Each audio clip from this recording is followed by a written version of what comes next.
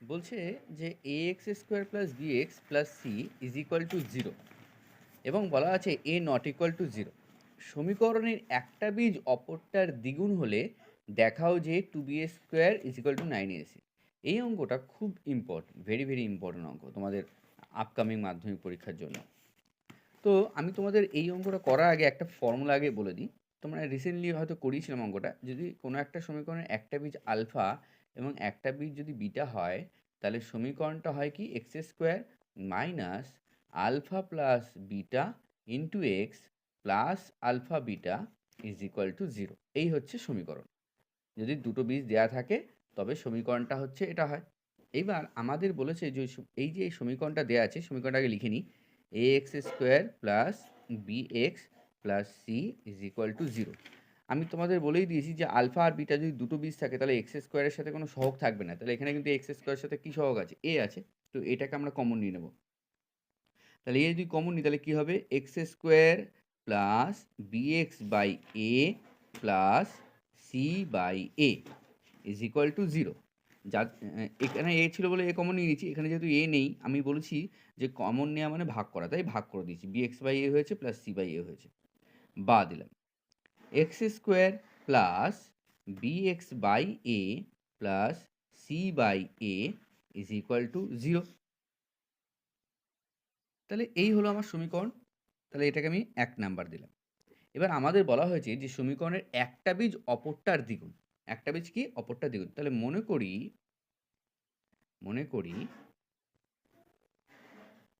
একটি বীজ হলো, মনে করি একটি বীজ হলো আলফা। তাহলে একটা বীজ যদি আলফা হয়, আর এখানে বলা হয়েছে একটা অপরটার দ্বিগুণ, তাহলে অপর বীজ কী হবে? অপর বীজ টু আলফা হবে। অতএব অপর বীজ হলো, অপর বীজটি হলো টু আলফা, একটা অপরটার দ্বিগুণ। হয়ে গেল। তাহলে অতএব প্রথম শর্তানুসারে, প্রথম কন্ডিশন, প্রথম শর্তানুসারে কী হবে? দেখো, আমি সূত্রে লিখেছিলাম যে এক্সের পাশে যেটা থাকে সেটা হচ্ছে বীজদ্বয়ের সমষ্টি। তাহলে এখানে এক্সের পাশে কি আছে? বি প্লাস এ আছে, এই বি বাই এ আছে। তাহলে বি বাই এটাই হচ্ছে বীজদ্বয়ের সমষ্টি। একটা বীজ আলফা, আলফা লিখলাম, প্লাস আর একটা বীজ হচ্ছে টু আলফা লিখলাম, ইজ ইকুয়াল টু এটা কী হবে? বি বাই এ। আমি তোমাদের হয়তো বলেছিলাম যে এখানে যে সাইনটা থাকবে সেটা উল্টে যাবে। তাহলে এখানে প্লাস আছে, তাই এখানে হবে মাইনাস। তাহলে বা alpha plus two alpha is equal to কি? Three alpha is equal to minus b by a. এই তিনটা এখানে গুণ আছে, ওপাশে গেলে কী হবে? ভাগ হবে। তাহলে alpha is equal to minus b by three a. এটাকে আমি 2 নাম্বার দেবো। এবার আমি আবার সূত্রটার দিকে আসি। দেখো, এই লাস্টে যেটা থাকে সেটা হচ্ছে বীজদ্বয়ের গুণফল। তাহলে এখানে লাস্টে আছে সি বাই এ। তাহলে সি বাই এটা হচ্ছে আমার গুণফল, বীজদ্বয়ের গুণফল। তাহলে আমি কী লিখতে পারি? দ্বিতীয় শর্তানুসারে দ্বিতীয় শর্তানুসারে কী হবে? দ্বিতীয় শর্তানুসারে হবে হচ্ছে সি বাই এ, মানে আলফা ইন্টু টু আলফা, অর্থাৎ বীজদ্বয়ের গুণফল is equal to c by a. বা আলফা আর আলফা গুণ করলে কী হবে? আলফা আলফা গুণ করলে হয়ে যাবে two alpha square is equal to c by a. বোঝা যাচ্ছে? বা এই টুটা এখানে গুণ আছে, ওপাশে গেলে কী হবে? ভাগ। তাহলে alpha square is equal to c by two a. টুটা এখানে গুণ ছিল, এপাশে গিয়ে ভাগ হয়ে গেছে আর নিচে চলে গেছে, অর্থাৎ এর সাথে গুণ হয়ে গেছে এইখান থেকে এখানে।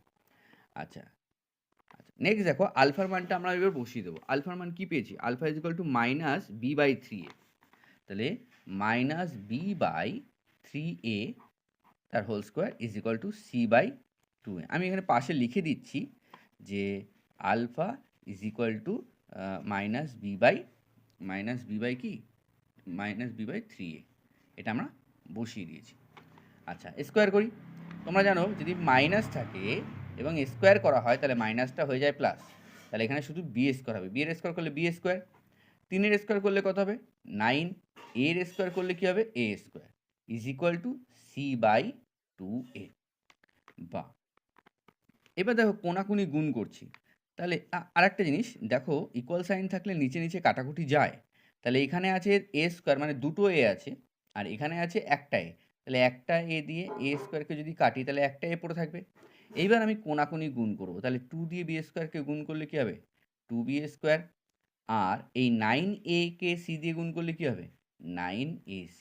তো এটাই আমাদের আনতে বলেছে, দেখো এটাই বলা হয়েছে, প্রমাণ করো 2b square is equal two 9ac। তাহলে আমাদের এসছে 2b square is equal two 9ac, তো প্রুভড হয়ে গেল। ঠিক আছে, ওকে, চলো টাটা, ভালো করে প্র্যাকটিস করো।